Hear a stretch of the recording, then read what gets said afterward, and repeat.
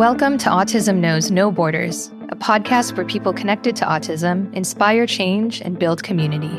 Together with the Global Autism Project, I'm your host, Rachel Harmon, a professional with over a decade of experience in the field of autism services, outreach, and advocacy.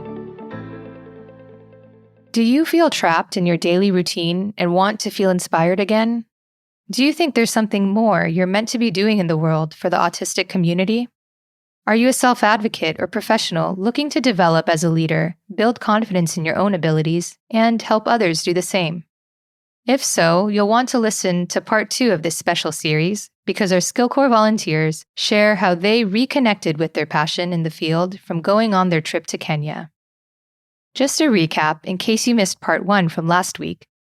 SkillCorps is a carefully curated 10-day journey that includes developing culturally relevant and sustainable training with our partner staff, listening to local autistic self-advocates and their family members to learn about their lived experiences, sharing meals with community members to brainstorm ideas and solutions, and executing a high-impact project to build on existing work being done in the country. Last October, we sent a SkillCorps team to visit our partners at Kaizora in Nairobi, Kenya. As you probably know if you follow our work closely, we're also sending teams out in the field this July, and we're currently taking applications for travel in October. Join us today at skillcorps.globalautismproject.org and use the coupon code AutismPodcast to waive the application fee. In part 2 of this special SkillCorps Journey episode, you'll hear Team Kenya talk about personal growth, professional development in the field of autism services, how traveling with the Global Autism Project has inspired them to create change in their own communities, and tips for future SkillCorps travelers.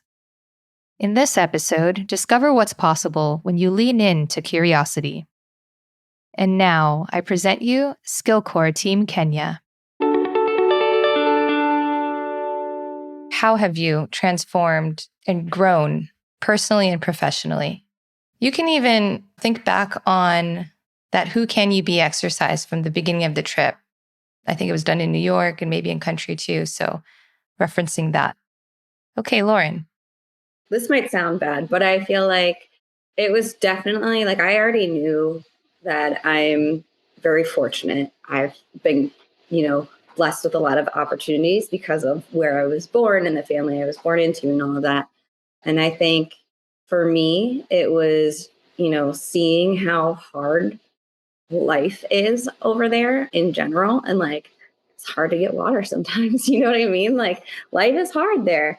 And so for me, I was like, what am I doing? I'm just kind of wasting potential here. So now I've got a lot of things that I'm trying to do here.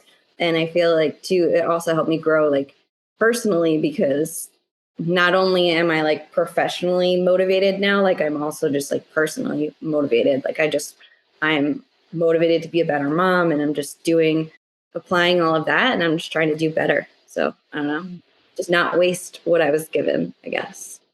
Yeah, that's huge. Thanks, Lauren. Emily.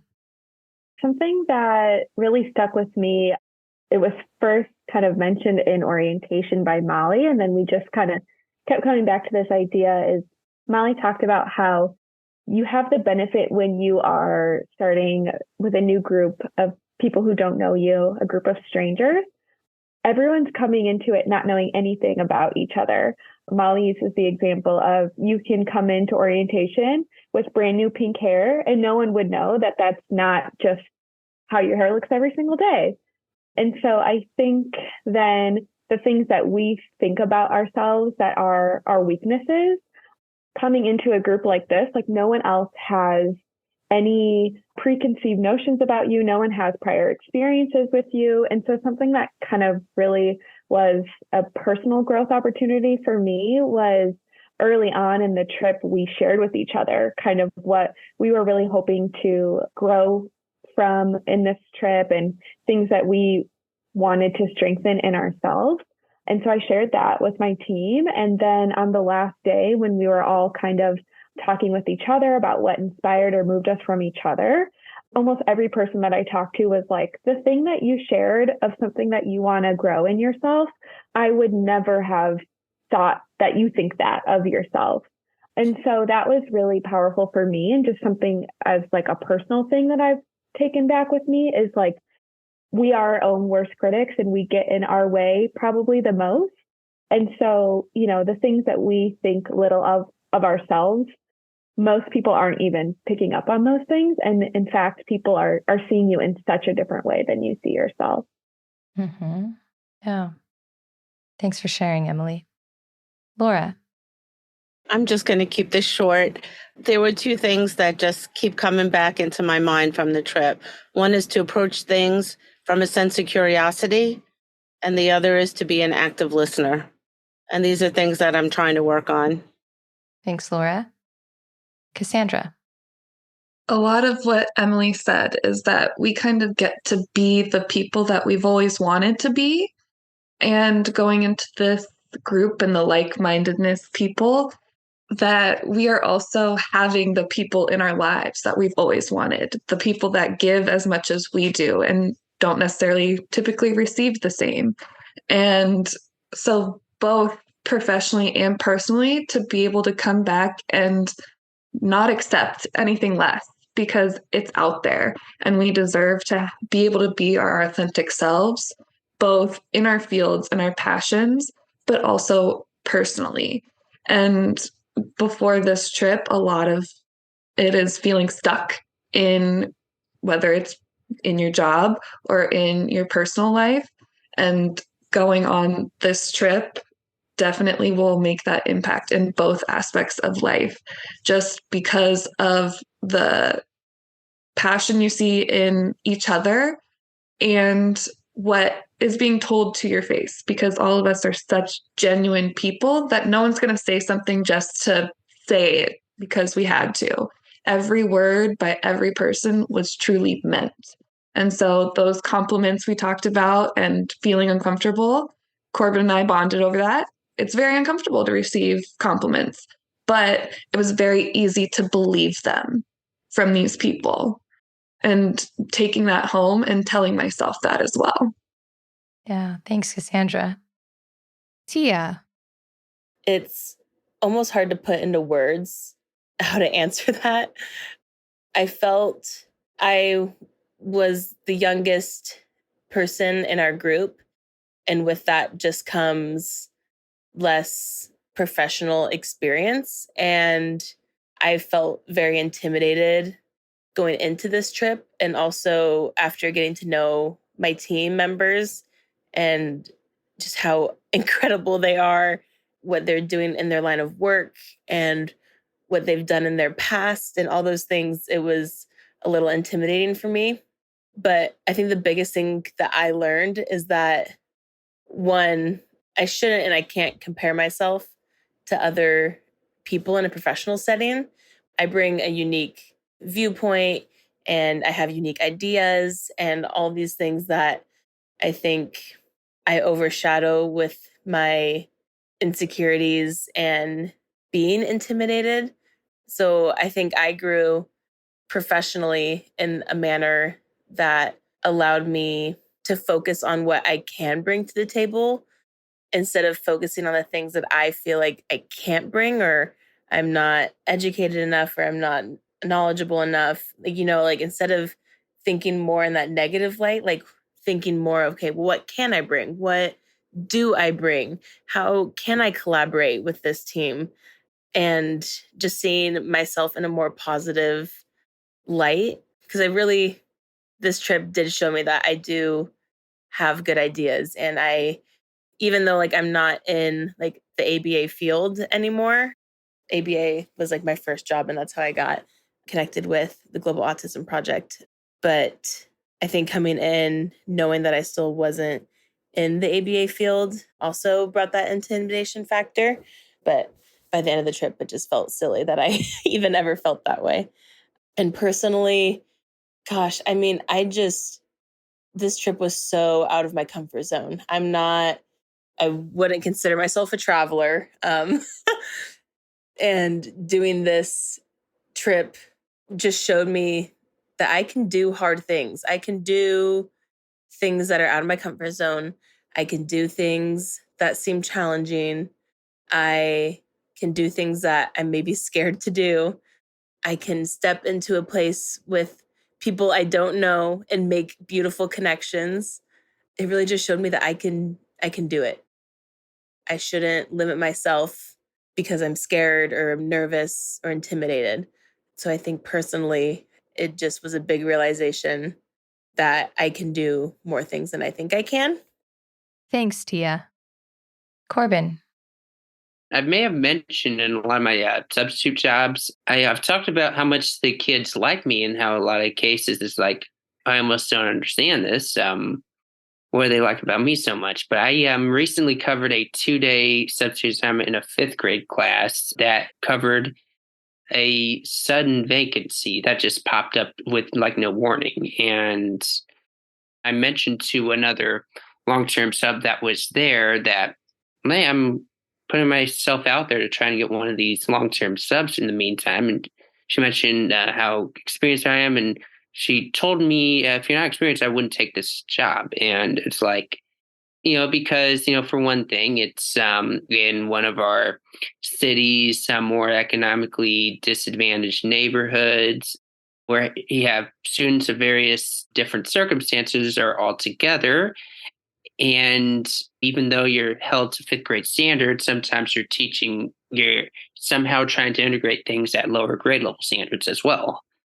But I knew it was not something I needed to listen to because I know why students like me. And it's because at a time where I honestly feel like those students felt or were feeling very abandoned from a sudden departure of their regular teacher.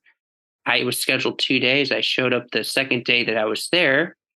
And Tuesday, after a 1-day assignment, I am starting one that's a month long at another school in our city's southeast side. And I know some of the staff pretty well there. And I know what I'm going to do is I'm going to show up every day that I'm scheduled to be there. I do a good job observing how I need to be with the class. I honestly don't walk in as a stern disciplinarian. I try to take kids to a private corner and have a chat with them rather than just writing the referral, just to find out what's going on, because a lot of these are emotional regulation issues and not sheer behavioral issues. And I'm going to develop a rapport. These kids like me for a reason, and that reason is clear. I believe they're worth it. They are worth it more than whatever challenge they present. Yes, absolutely. Thanks, Corbin. Julia. Yes. So, as I already mentioned, in my professional life, let's say, I have already adopted a new approach and be more mindful on trying to work with others instead of doing for others. And personally speaking, every exercise we did that required me to have a deeper understanding of my own behavior and the reason behind it, it gave me a lot of strength. And I also learned new coping methods as a result of challenging situation, like having to adapt to the language, to the cultures, or degree of any kind of stimulations. And what was initially really challenging turns into a very worthwhile lesson in the end. So, and I also think that being part of this team in particular surely helped the whole thing. Yeah, it's good to have that support. Thanks, Julia. Colleen. All right. When I think about both personal and professional transformation, this was my 3rd trip. And I have to say, the personal growth I experienced on each trip there are no words. I feel the emotions coming. I could just cry with how much this has helped me to get comfortable with being uncomfortable. And it's just really helped me to grow as a person. And the first 2 trips and most of my SkillCorps journey, I was very fortunate to have a great professional working environment.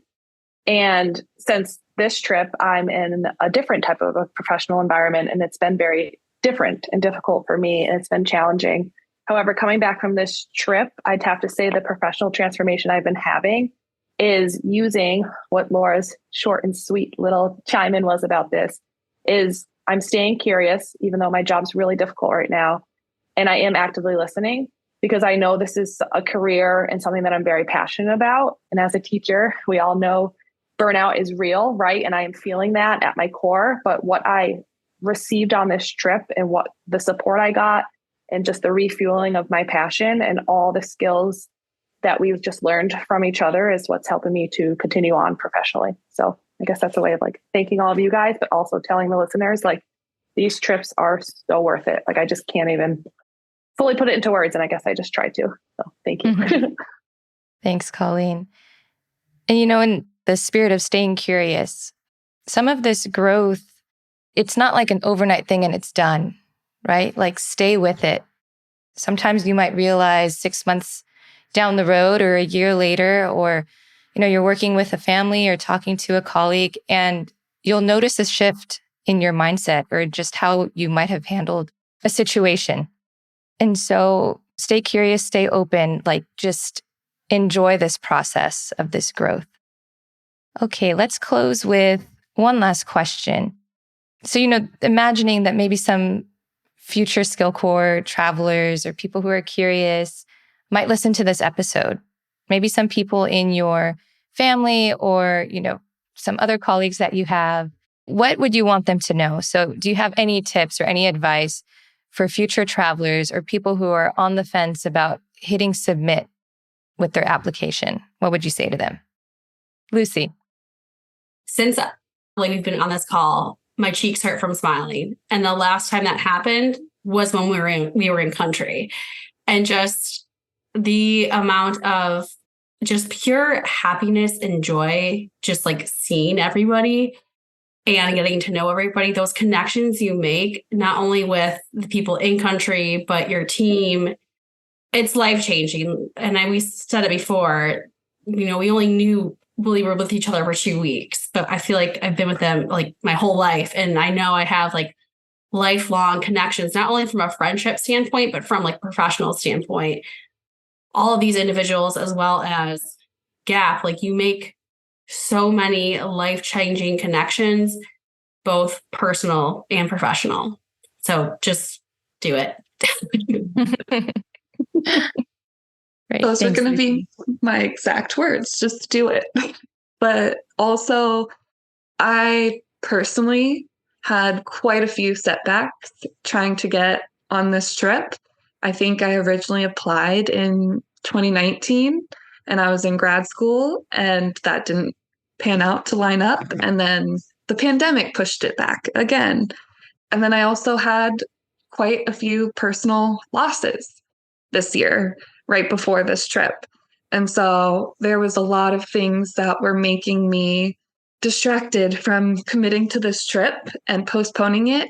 But something just kept pushing me through because I knew and I heard how life-changing this is and amazing. And I needed that where I am in life. And this, like Colleen said, there's no words. I can't put it into words how much this trip has changed my life and rejuvenated and invigorated my passion for this field because of how the trainings for this are to build relationships with each other, but also our leaderships and ourselves.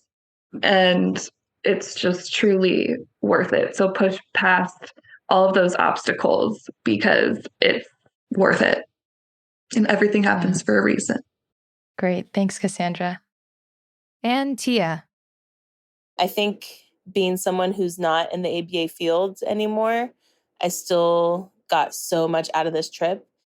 Well, especially because we were going to this clinic where it was not heavily ABA based. I mean, obviously there were other disciplinaries there, but team-wise, it was kind of heavily ABA based, but that didn't deter me from anything really. I think if anything, my views and lack thereof of ABA experience was actually really good. I think being able to have conversations about how we're going to present to the staff in the morning and making sure that, we're using terms that are understandable. And, I almost felt like I was able to like positively challenge the group a little bit because I genuinely forgot some of the terms from like ABA.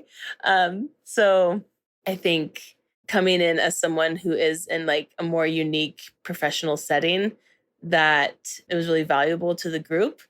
And I mean, my whole group was just so amazing about incorporating me and my skill set.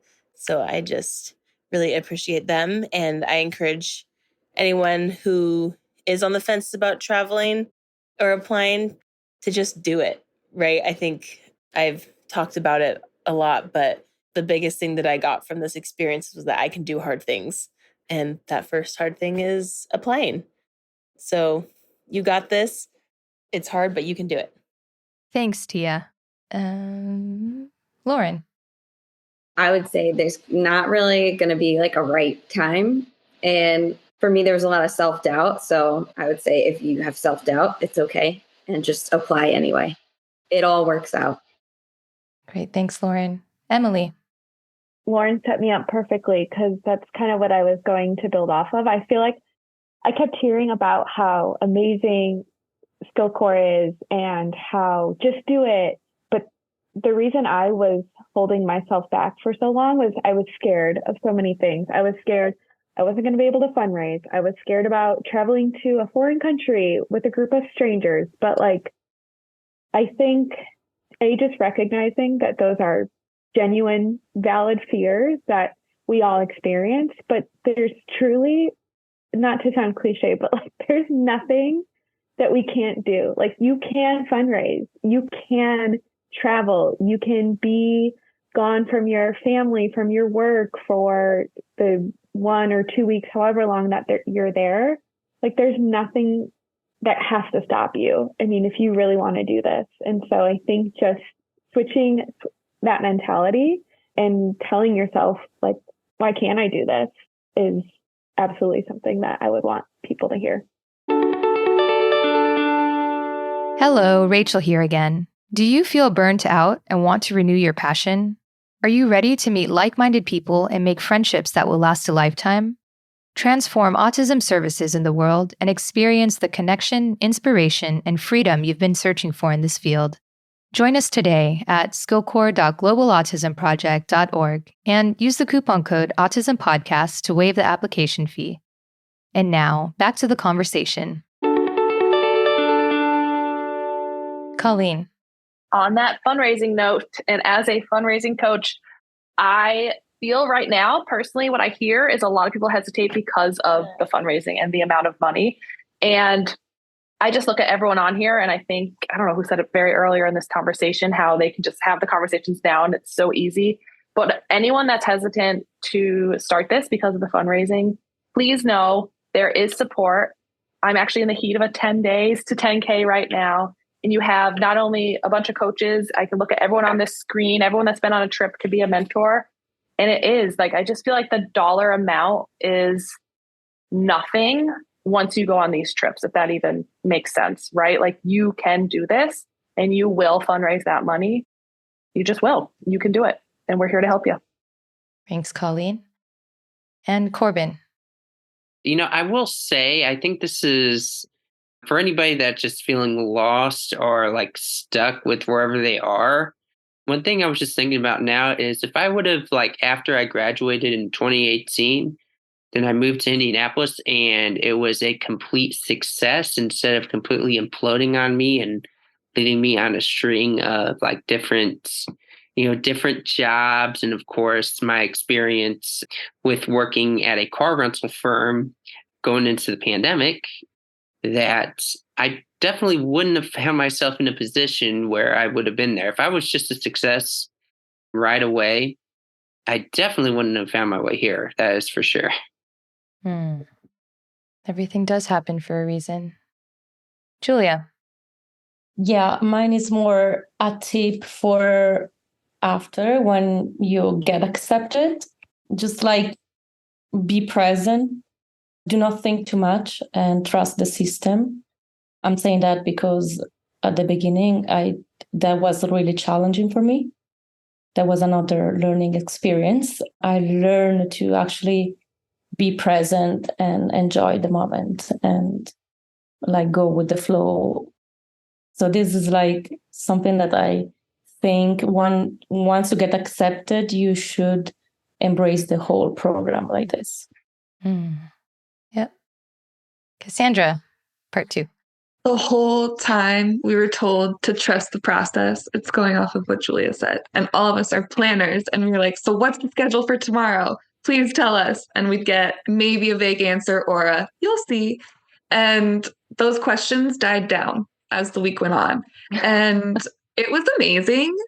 Making a decision when I came back was probably the hardest thing I ever had to do because I didn't have to make a choice the whole week because of the process, the journey, and trusting that. And it really does make this extra special of the unknown. And that's scary for us and to commit to that. But it truly is part of the best part of the process. Yeah. Learning to be flexible, learning to let go of that control.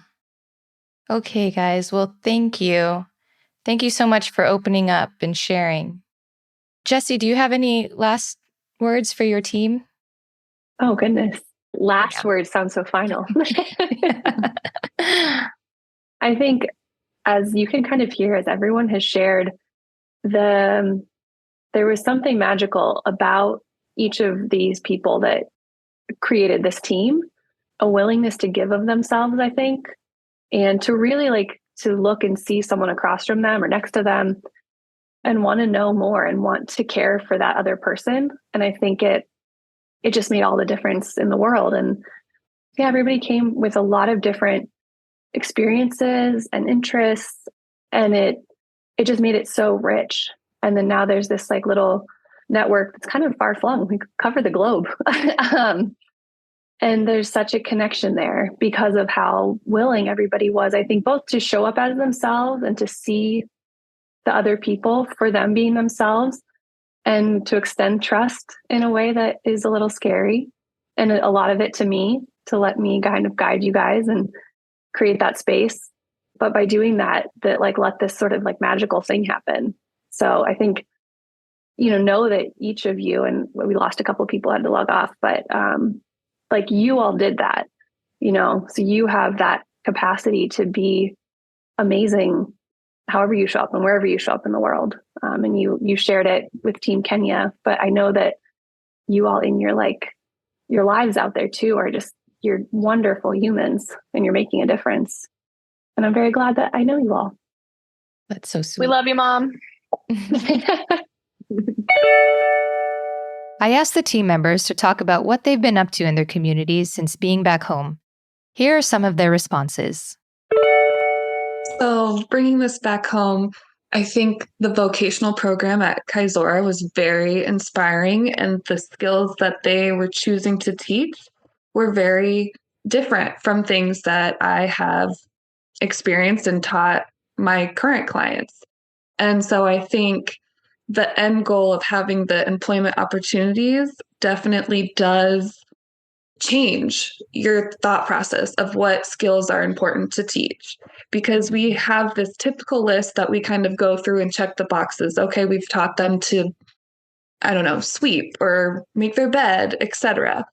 And yes, that's important. However, can we teach more functional skills that will lead to employment and furthering their life outside of just the adaptive skills that we are so typical in our box back in the US? And I think that's definitely something that I brought home and was very inspired by. I was looking at it not necessarily from the point of view as actually what I could do for the autistic community, as more as creating a replica of the people that were on this trip. Teaching those leadership qualities, making sure people know their values, inspiring them to do some self-examination, to be better leaders within the community.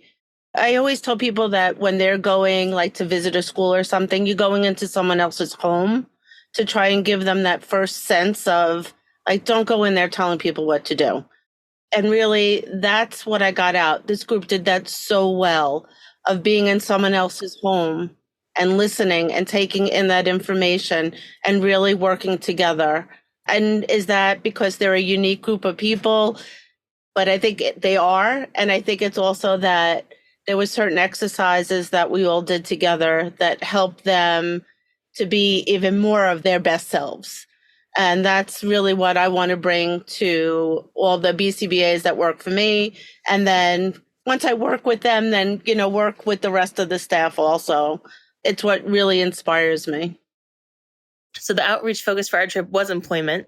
So some of my personal commitments with that, it was actually really interesting because my last job before being a child life specialist, I was an employment consultant for adults with disabilities. So my job was to work with these adults and help find them a job. So I would meet with them, figure out what their interests and hobbies and passions are, and really drive around the city and try to find jobs for them, and meeting with different companies and managers and employees, all those things, and then going with them to interviews, helping prepare them for that.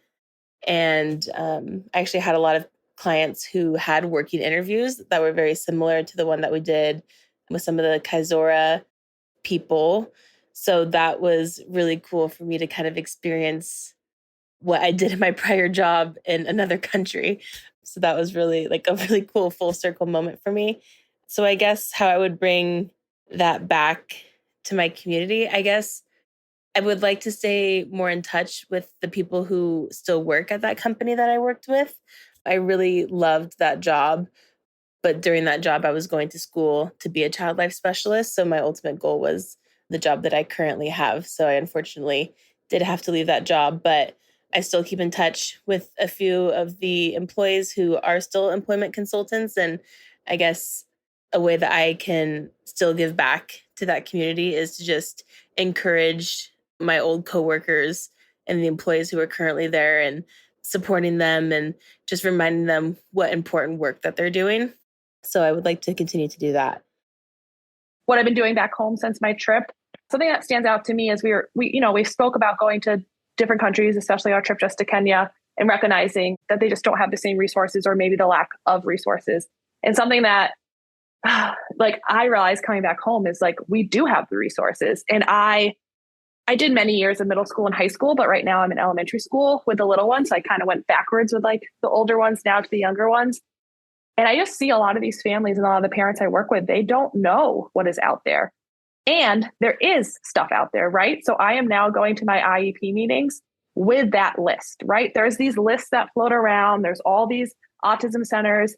However, if the parents or the families are not shared this information or guided, who else is going to do that? I'm going to do that. So I'm going to provide that list. I'm going to help them realize there are resources and there are people and groups and centers and insurance, and we have all these great resources. And I want my families to know that. And I just didn't understand why they didn't know that. So I'm making a point to make sure they do know the resources and support are out there.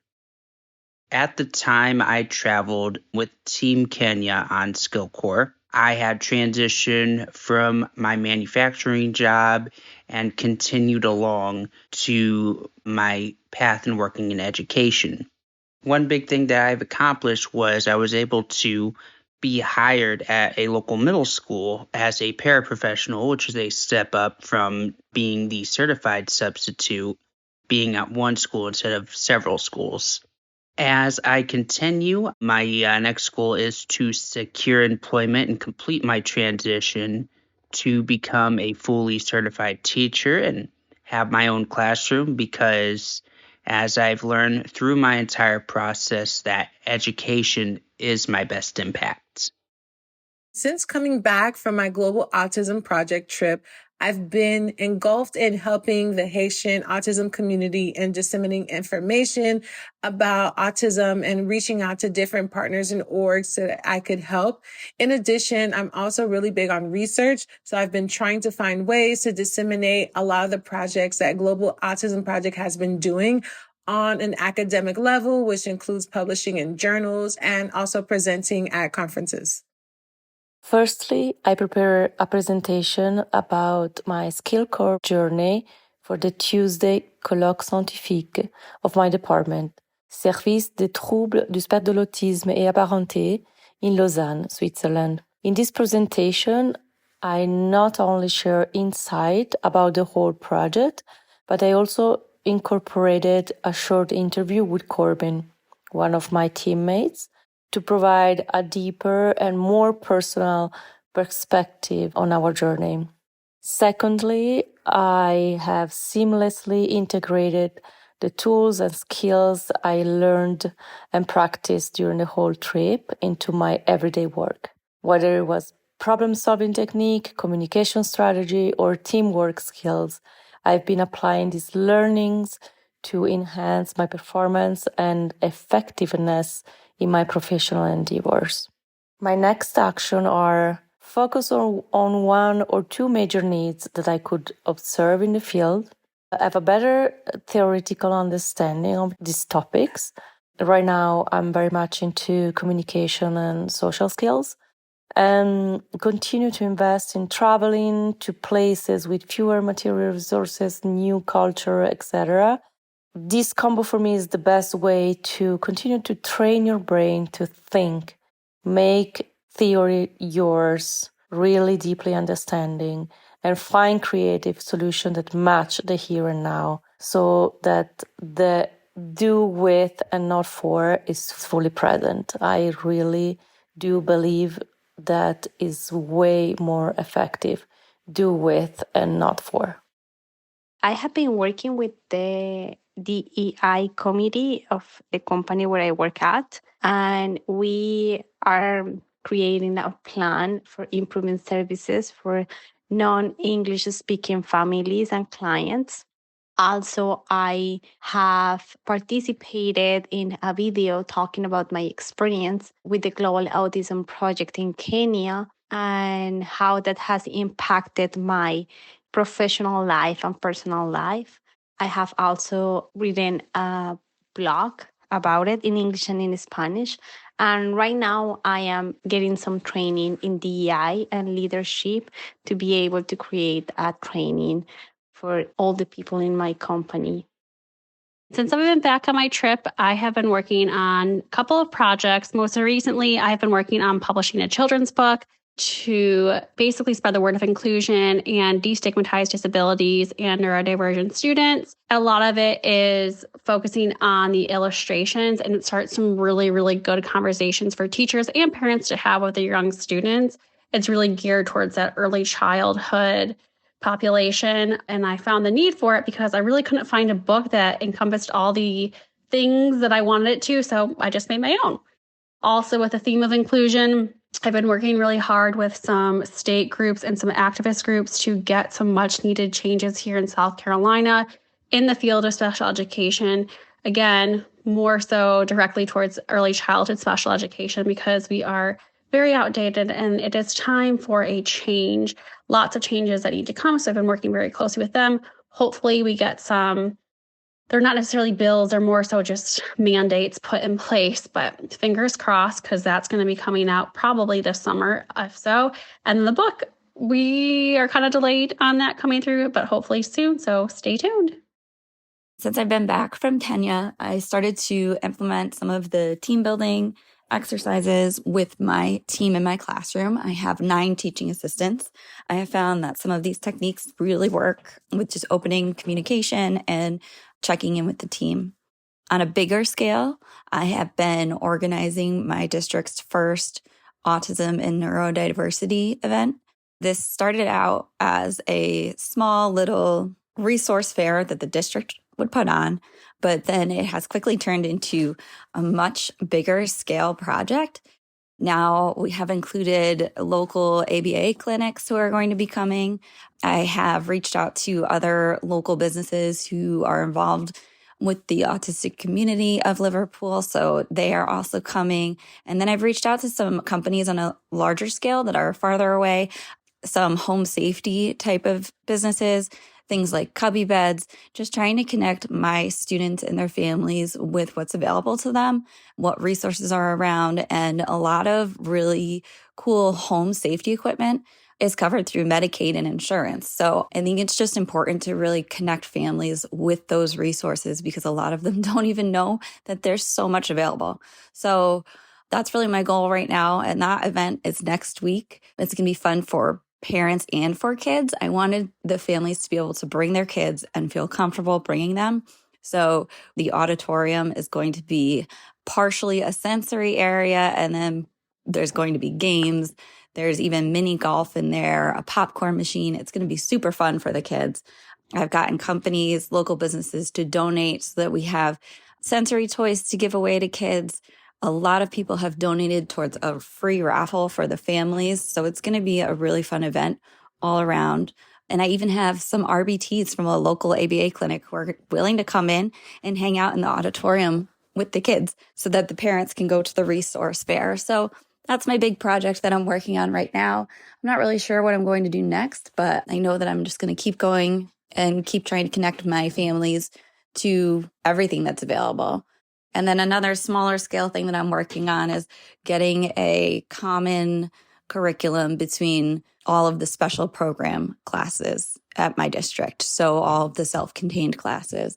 We've just switched curriculums. And so I'm kind of trying to make sure that we're all on the same page and our kids are doing exactly what they need, because my kiddos from my class will be going on to the next special program. So I want to make sure they're in good hands when they leave me. So yeah, I feel like I'm on the right track. And I really have Global Autism Project to thank for giving me the confidence to feel like I can create this big event for a bunch of people in my community. And the fundraising helps me because now I'm able to fundraise and ask people for help. And it feels really good that I can accomplish such big things on my own, but with the help of others. But, you know, with my ideas, it feels very good. Thanks for tuning in to Autism Knows No Borders. I hope you enjoyed going on this journey with Team Kenya. Now you have a better idea of the growth and transformation that can happen on a SkillCorps trip.